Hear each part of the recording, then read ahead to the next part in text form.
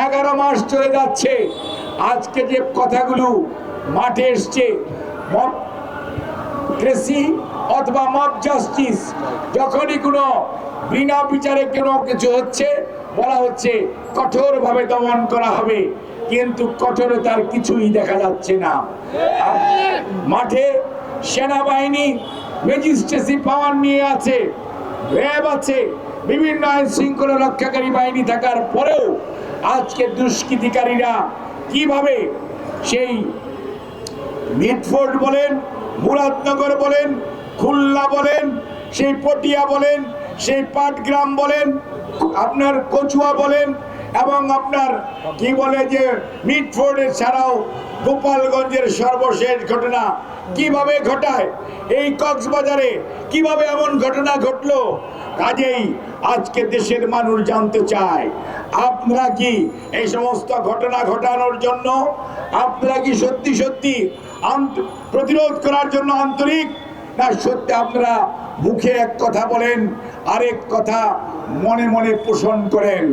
বলে দেন, স্পষ্ট ভাষায় বলে দেন। অনেক উপদেষ্টার কথা শুনে মনে হয় যেন ওনারা সারা জীবন ক্ষমতায় থাকবেন, ওনারা জনগণের নির্বাচিত প্রতিনিধি। কিন্তু মনে রাখতে হবে, আপনারা জনগণের নির্বাচিত প্রতিনিধি নয়।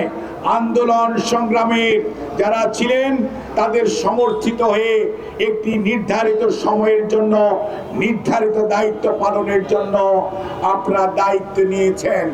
এই যে দায়িত্ব, সেটি যদি সঠিকভাবে পালন করেন, জনগণ আপনাদেরকে ফুলের মালা দিবে।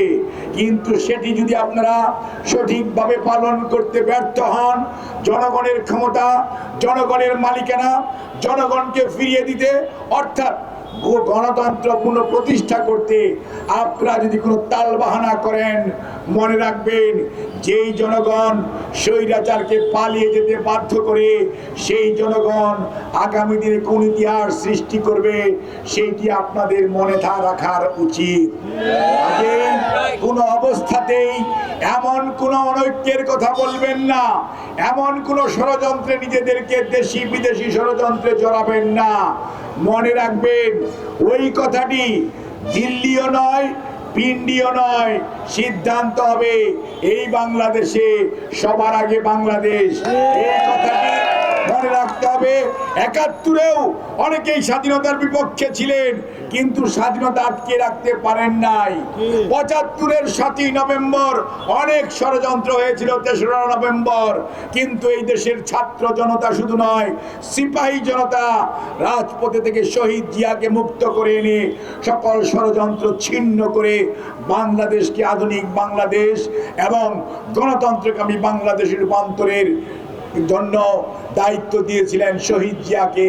আপনারা তাকে নিয়ে অপমানকর কথা বলেন। আমরা কি সবাই এদেশের 18 কোটি মানুষ, আপনারা কি সবাইকে বোকা ভেবেছেন? আমরা কি বসে থাকবো?